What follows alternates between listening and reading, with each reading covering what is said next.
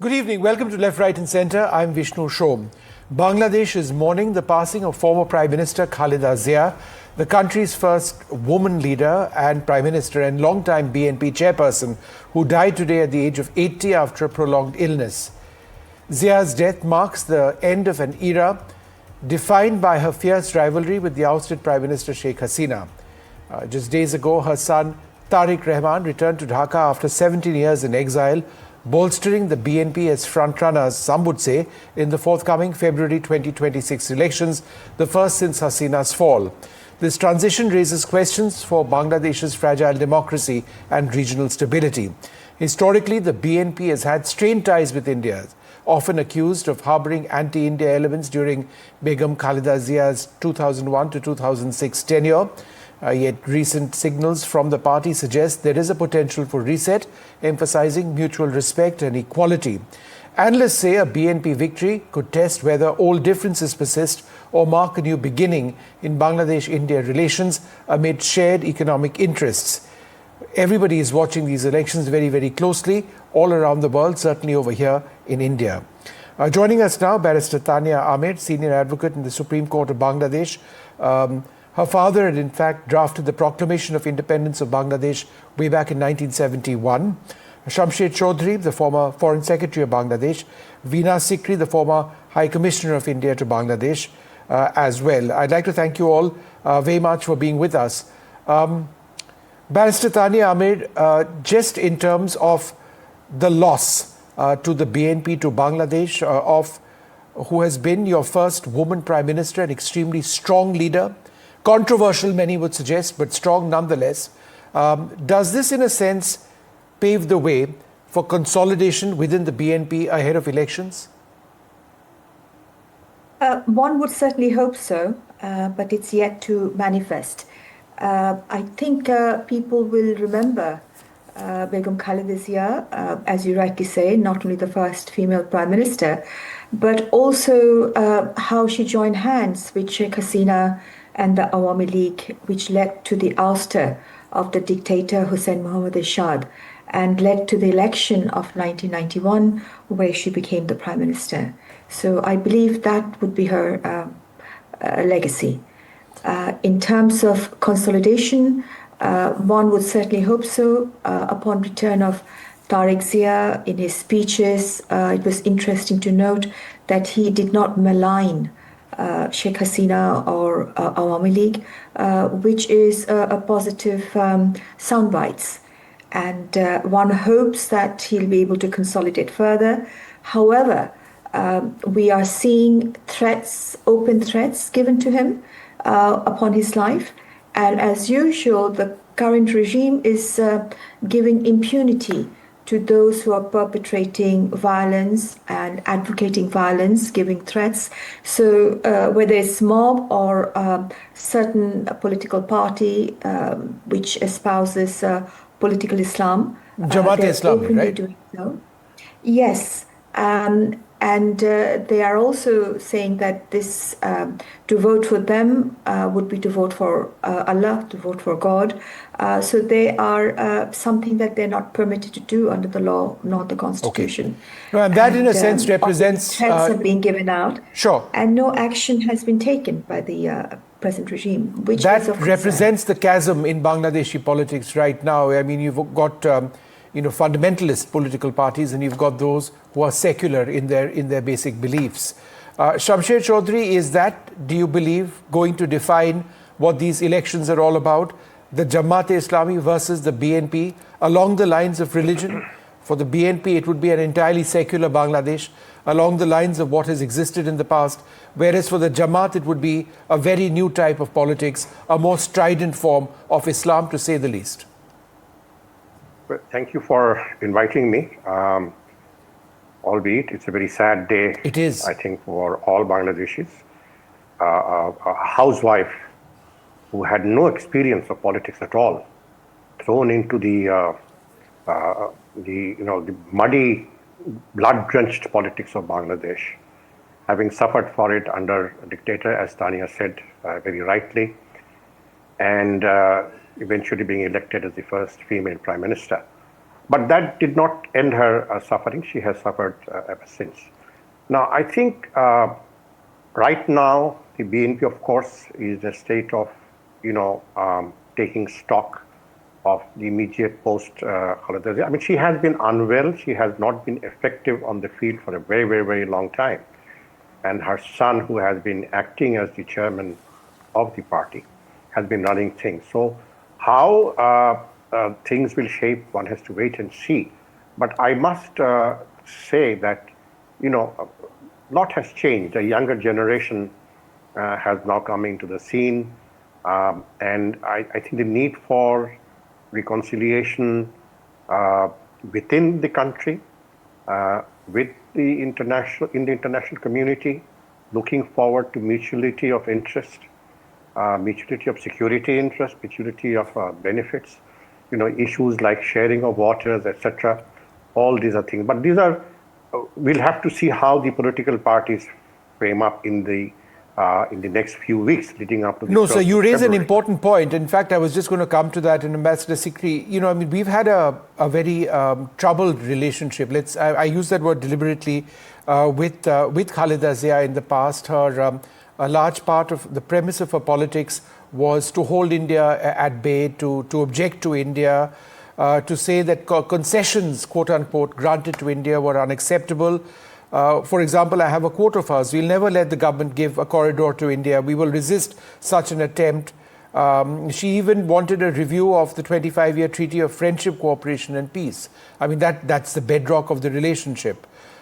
She is accused by India in the past of harboring those, who are anti-Indian, Northeast insurgents. She referred to them apparently as freedom fighters.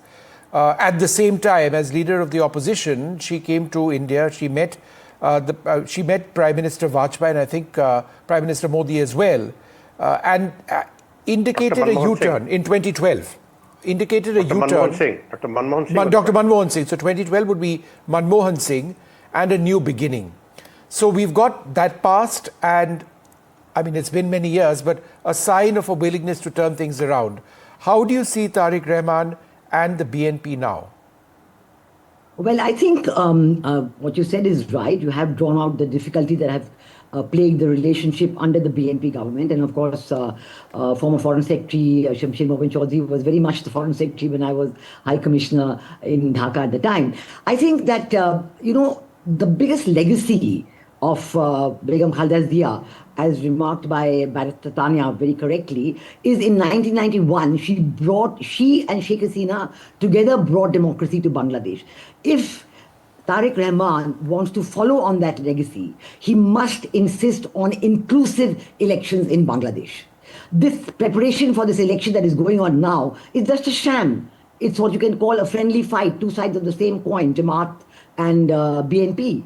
Unless there is complete freedom of participation, these elections are undemocratic and they will never lead to stability. The present violence will continue, the lawlessness will continue, the dissatisfaction of the people will continue. And I think there is a moment now, if Tarique Rahman would like to grow beyond his what he has done in the past and play a role in South Asia, he has to push for inclusive elections.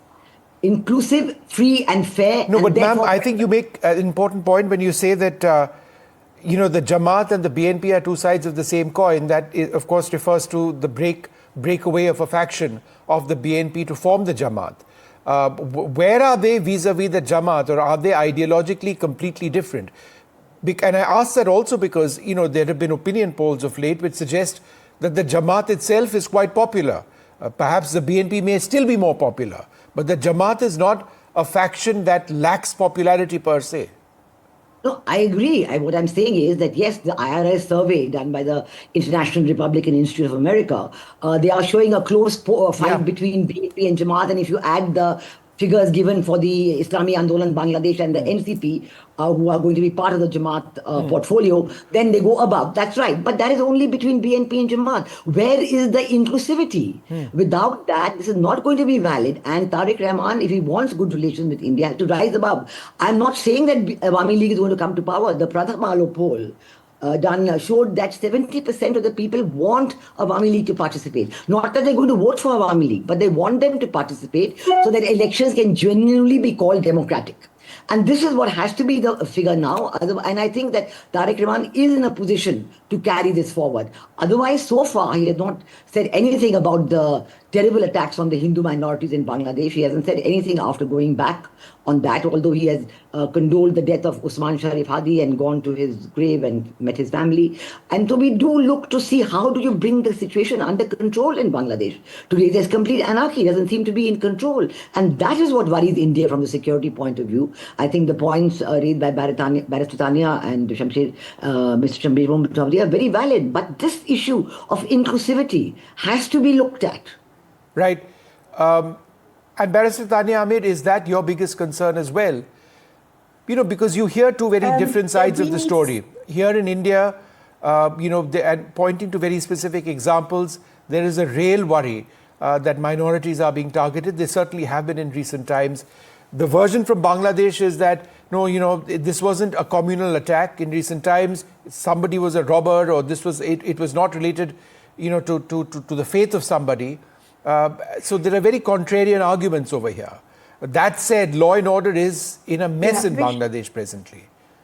So, I mean, going forward, where do you see this going? Thank you, Vishnu. Thank you, Vishnu. I think what we need to understand, and I'll come to perhaps the difference between Jamaat and BNP soon after this, but the question that you raised is that the attack is not only upon the minorities. Attack is upon women. Attack is upon the Sufis. Attack is upon the Bauls, the indigenous ascetic people who preach through their music. Attack is upon the Christians, the Buddhists. So may I invite you and your audience in India that let's not look at it in a very narrow frame. The attack is upon the Bangladesh. Majority people who are inclusive, who are secular, who are progressive. Attack is upon the artists. Attack is upon women football players. They want to ban football. Girls are being lynched. So this is the kind of impunity that Muhammad Yunus is giving to those who are perpetrating violence. And I've also mentioned that that sort of violent threat has gone after, they've given against Tarique Zia. So that is of concern because we want to see stability, we want to see democracy, we want to see a stable government. In order for there to be a stable government, now Awami League represents about 35% of voters, plus minus. So if BNP were to form a government, or anyone who forms a government, I would like that government to have an opportunity to boast that everyone voted. And we have formed this government, we've got a mandate from everyone's participation. So from the next government's point of view, it is not safe and stable to keep a large party like Awami League and their respective voters. So I would like to look at it not from the right of a political party, but right of voters. Yes. If you leave out 35% of the voters and undergo a process, can it be deemed as an election? Yeah. And the next government, can they therefore assert themselves or boast that yes, everyone participated? So I go back to the initial point that the mother of Tarique Zia, who also one of our legacy is that joining hands with the former Prime Minister, our ousted Prime Minister, Sheikh Hasina, and reached out and consensus was built, and they together ousted the dictator in Bangladesh, and democracy was returned. Yes. So that, to that extent, inclusive election is very, very, very important. Yeah. Without that, the next government is unlikely to be stable. Yeah. Shamsher Chaudhary, your views on the ban on the Awamis and the argument which was just mentioned right now, that you cannot have inclusive elections without allowing various parties to participate. Do you not believe that that's basically the way an election should be? Allow everyone? I have always been a very, very strong advocate of people's participation, inclusivity in elections, in decisions making. But if you look at the last 3 elections, the BNP was left out. Votes were cast at night, the night before the day of the polls. 154 members of parliament were elected without a contest in 2014. Yes. So we have had this very sad legacy, and I hope we do come out of it at some time or the other. Now, one thing I would like here, because, a death is a death, and a passing away of a leader, of course, is more poignant. I think it would be appropriate if Sheikh Hasina sends a message of condolence on the passing away of her one-time rival. Political rivals are not uncommon in any part of the world. It is everywhere there. And when Sheikh Hasina was Prime Minister, her husband passed away. Yes. Begums Zia was the leader of the opposition. And she rushed from her home to Sheikh Hasina's home to console her and spend time with her. And the following day was a hartal that was called by the BNP. And Begums Zia said, out of respect for the death of the husband of the Prime Minister, we call off the hartal. Hartal is like band, what you have in India. That's it. Number 2, I wonder, I'm sure all of you watched Rajdeep Sardesai's, I think it was a YouTube broadcast yesterday on attack on Christians and celebrating Christmas in different parts of India. So this is a trend that I think we all, India is a very mature democracy. India has been a democracy for a very, very, very long time. India has been a friend at our time of need in 1971. I'm a freedom fighter. I was wounded in action. So I had my own feelings, and we know that when she was foreign secretary, there were 2 foreign heads of missions who had access to me on the mobile telephone, because I thought we'll have disagreements. This is like very common in all neighbors, especially in evolving situations like that. Europe So you had High Commissioner Sikri on your hotline, and who else did you have? There's another ambassador. She was also a lady. And I told Bina that please, before giving me a migraine, please call me up and tell me what can I do for you, and let me see if I can solve it. And in spite of our difference, Bina and I have remained good friends. We have agreed on many occasions, we disagreed on many occasions, but we have a relationship of mutual respect. My take as a former diplomat and as a Bangladeshi nationalist, as a freedom fighter, that constant engagement between Bangladesh and India is fundamental to anything, is absolutely anything. Instead of some media on our side, some media on your side going vitriolic, meaningless, throwing up flames for nobody, it doesn't serve anything. No, it doesn't. Serve the purpose. No, I agree completely. I come from a border district. Yeah. My Dadabari, which is my paternal grandfather, is on a river. Yeah. Located on a river. Yeah. And that river then goes to Karimganj, where my maternal grandfather's house is there. So my paternal grandfather's house, are connected by the Kushiara River. Yeah. And my father said he used to go by river from, Badeshwar to Karimganj and all that. Our relationship is rooted in history and conditioned by irreversible geography. No, absolutely. Now I'll tell you one more. I just go back, if you give me 1 second. 2012, I think it was, Begums Zia was visiting London. Tarique Rahman was staying in London. I was in the delegation. I was then in the BNP. And there was an internal group, 3-4 of us were meeting. And this issue of corridor came up, which you raised very strongly. So Begums Zia said, yes, we have issues with the corridor, etc. You know what Tarique Rahman's reply was? This is like 2012, 13 years ago. He said, no, don't say no to corridor. Talk to the Indians, say, okay, of course, corridor is fine. What is in it for us? What are we going to get as the quid pro quo, as the reciprocity? Diplomatic relationship, bilateral relationship between Bangladesh and India always has to be based on reciprocity. We have to have these connections all the time. I think today's talk, I'm really enjoying it, because I think we are talking very freely, very frankly. Raising our voices on any side. No, I'm just interrupting you now because I'm running out of time, and I appreciate the candor, and you won't find any of the rancor on my programs. We just basically, we want peace in the region. I think that's what binds all of us. Yes, in Tarique Rahman's first speech, he mentioned the word peace 5 times. Yeah, he did. The first thing we have to achieve is peace in the society, peace in the country. Yeah,